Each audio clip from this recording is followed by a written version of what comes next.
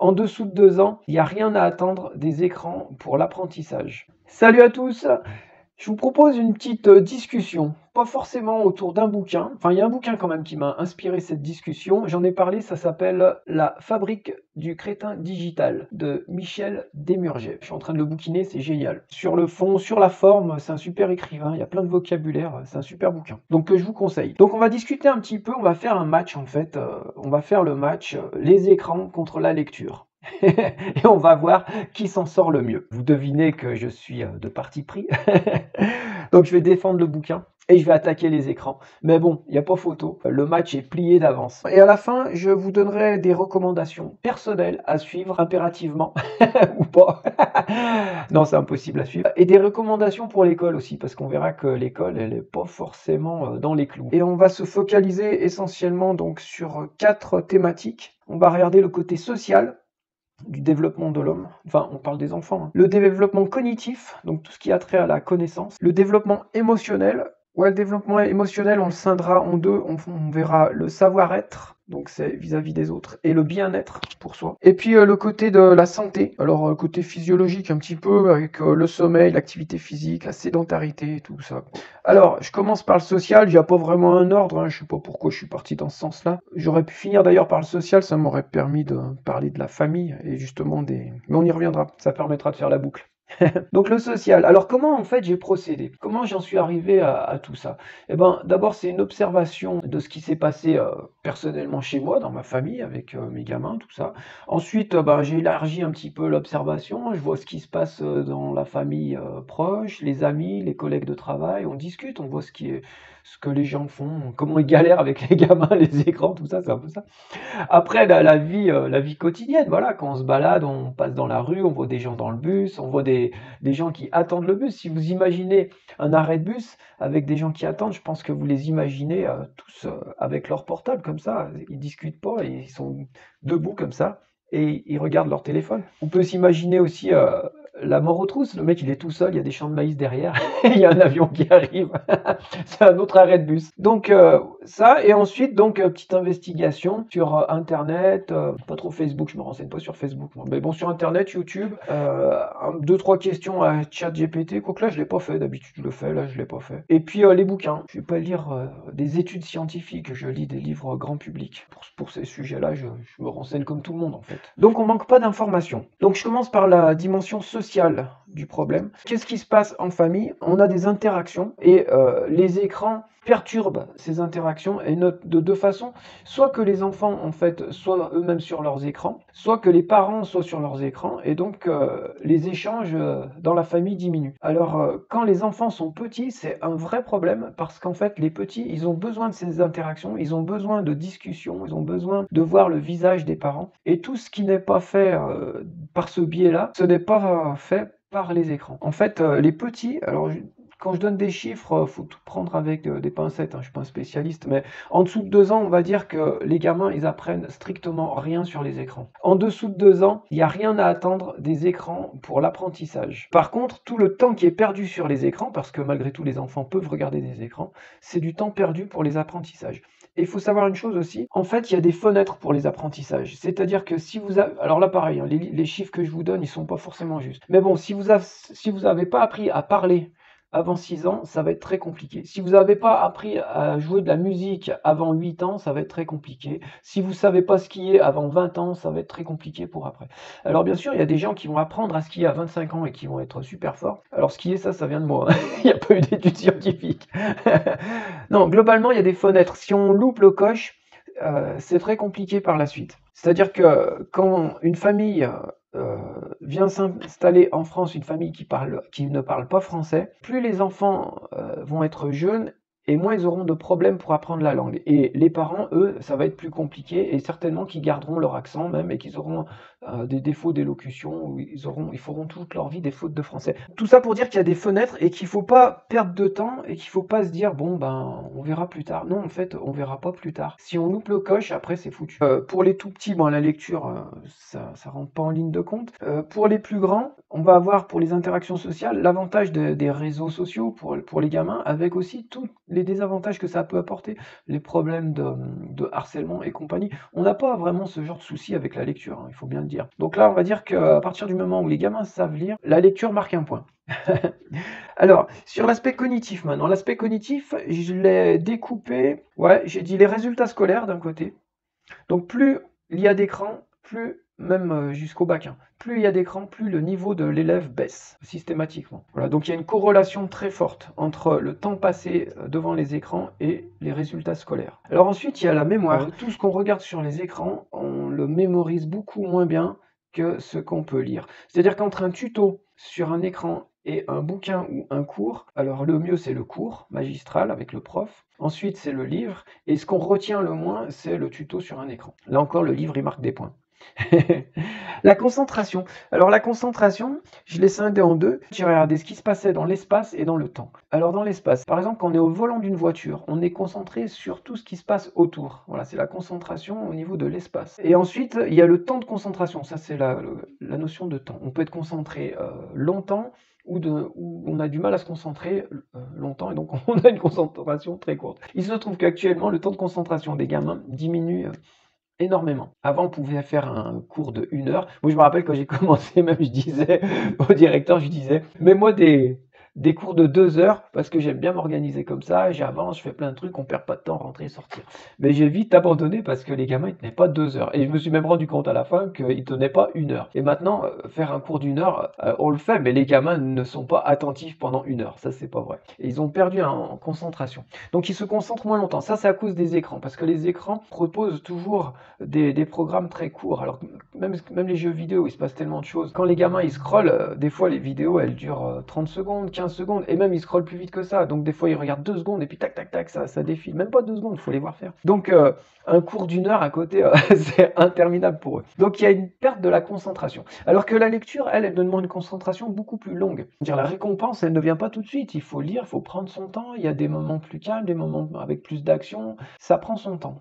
Ça n'a rien à voir avec ce qui se passe sur les écrans. Alors, je reviens sur cette histoire de concentration dans l'espace. Donc, un jeu vidéo, alors parce que oui, on a entendu des spécialistes qui nous disaient que les jeux vidéo, ça permet aux gamins d'apprendre à se concentrer. En fait, ils se concentrent sur le jeu vidéo, c'est vrai, s'ils jouent 3 heures sur un jeu vidéo, ils sont concentrés.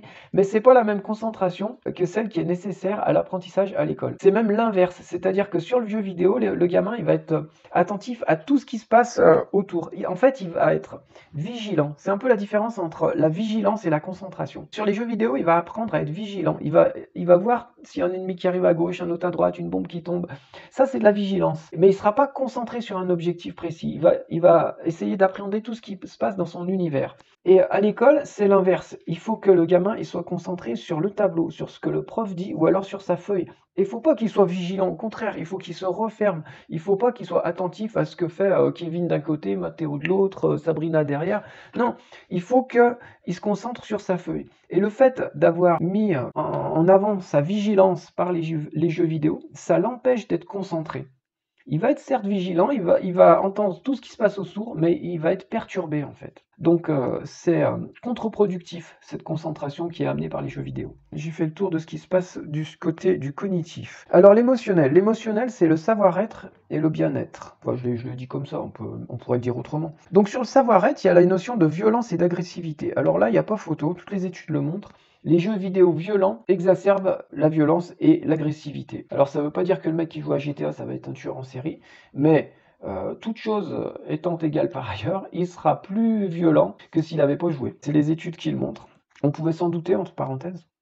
Parce que bien sûr que quand on voit de la violence pendant 2 heures par jour, même plus, les gamins ils jouent des fois 6 heures par jour, évidemment que notre seuil de tolérance il baisse considérablement. Des choses extrêmement violentes qui peuvent nous choquer au début, au bout d'un moment on finit par trouver ça normal. Donc ça c'était le côté agressivité-violence. L'addictivité, donc les jeux sont addictifs, ce qui emmène des caprices et également tous les problèmes liés aux addictions, c'est-à-dire le manque, le mal-être. Chose qu'on ne voit pas avec les bouquins, il n'y a personne, enfin... On peut aimer lire, mais je connais pas de gens qui se roulent par terre parce qu'on leur a pris leur bouquin, quoi. On aimerait des fois que les enfants réagissent comme ça, mais non. L'empathie. Donc c'est lié à cette histoire de violence et d'agressivité, hein. L'empathie diminue quand on utilise les jeux vidéo. De plusieurs manières également, du fait de voir des actes de violence et aussi du fait que tout ce temps utilisé par les jeux vidéo, il est pris sur des temps de lecture ou des temps de communication avec d'autres personnes, temps qui aurait pu être dévolu en fait à développer le vocabulaire par exemple. Quand on lit un livre, on est amené à avoir plus d'empathie que quand on fait un jeu vidéo violent. Un point de plus pour les bouquins. Ensuite, l'hyperactivité. Ouais, ces gamins, ils sont souvent hyperactifs. Ça veut pas dire qu'ils sont sportifs, hein. Ils sont hyperactifs, ils bougent sur place, ils se fatiguent très vite, mais il n'empêche qu'ils ont du mal à tenir en place. Ouais, je voulais comparer des jeux très violents. Alors, je vais noter GTA, mais moi, j'y connais rien. Entre GTA et la dark romance. Parce qu'il y a un mouvement actuel dans la littérature, donc la dark romance, qui nous parle d'aventures sexuelles un petit peu hors normes et en dehors de la morale. Je suis pas du tout sûr que c'est un effet si néfaste.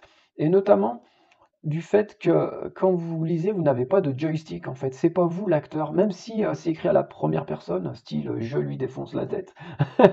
Il n'empêche que ce jeu, c'est pas vous. Et vous n'êtes pas actif, vous lisez. Alors qu'avec le joystick d'un jeu vidéo, c'est vraiment vous qui faites l'action. Et des fois, on voit ce qui se passe, on voit juste les mains ou l'arme, et c'est vraiment nous qui sommes en action en quelque sorte. On a fait le tour de l'émotionnel, j'arrive sur la santé. La santé, je l'ai découpée donc en sommeil, sédentarité. Ouais, sommeil, sédentarité essentiellement. Après, il y a d'autres facteurs. Les jeux vidéo prennent sur le temps de sommeil énormément, mais énormément. C'est-à-dire que les gamins, ils ont entre 1 heure et 2 heures, au moins 2 heures de sommeil en moins par jour. Et ça, c'est juste impossible d'avoir une bonne santé en étant privé de sommeil comme ça. C'est impossible. Donc ça joue sur tout. Ça joue sur l'obésité, le diabète, les problèmes cardiovasculaires, la mémoire, les apprentissages. Le manque de sommeil, c'est une plaie. Quand on dort, en fait, on ne se repose pas. Quand on dort, on se construit. C'est-à-dire que le corps, il se régénère, le cerveau, il remet tout en place. Et le sommeil, c'est pas une période d'inactivité. C'est une période d'activité intense et indispensable. Les blessures se referment, les blessures psychologiques, les blessures physiques. Le sommeil, c'est la vie. Si on prive quelqu'un de sommeil, et actuellement les jeux vidéo privent les enfants de sommeil, on met en danger ces enfants. Ça, c'est clair et certain. Ce qui n'est pas le cas avec les livres, hein, parce qu'un livre, au bout d'un moment, on tombe de sommeil, on le pose, et en plus, la lecture facilite l'endormissement, alors que le jeu vidéo, avant de se coucher, perturbe l'endormissement. Un point de plus pour les bouquins. La sédentarité, c'est le fait de ne pas faire d'activité physique. Quand on passe 6 heures par jour sur un écran à faire des jeux vidéo, on a moins d'activité physique. Et donc ça implique une sédentarité excessive qui est mauvaise pour la santé. Encore une fois, c'est très rare les cas de lecteurs assidus au point de mettre en péril leur santé. Mais ça s'est vu, moi j'ai connu une gamine qui passait ses journées à bouquiner. C'est une espèce en voie de disparition, je pense. Mais c'est vrai que c'était problématique. Après, ça s'est résolu. Mais c'est vrai qu'elle a eu cette période où elle passait beaucoup de temps à lire, elle était un peu renfermée sur elle-même et c'était pas bon à la santé. C'est pas parce que c'est les bouquins que je vais dire que c'est bien. Non, non. Il faut être raisonnable en tout. Mais force est de reconnaître qu'avec les écrans, la plupart des gamins ne sont pas raisonnables. Donc, les règles à mettre en place. À l'école, pas d'écran. Aucun écran jusqu'en seconde, ça sert à rien, même pas de calculatrice. Moi j'ai fait des études de maths, avant de rentrer à la fac, je me suis dit putain, faut que j'ai une calculatrice, parce que j'avais juste une petite calculatrice merdique. Et puis en fait j'ai attendu de la rentrée, et heureusement parce que les profs ils ont dit bah non, il n'y a pas besoin de calculatrice. J'avais même pas une petite calculatrice avec le plus et le multiplier, je crois que j'avais même pas ça. Ça servait à rien, on faisait des maths, on faisait pas du calcul.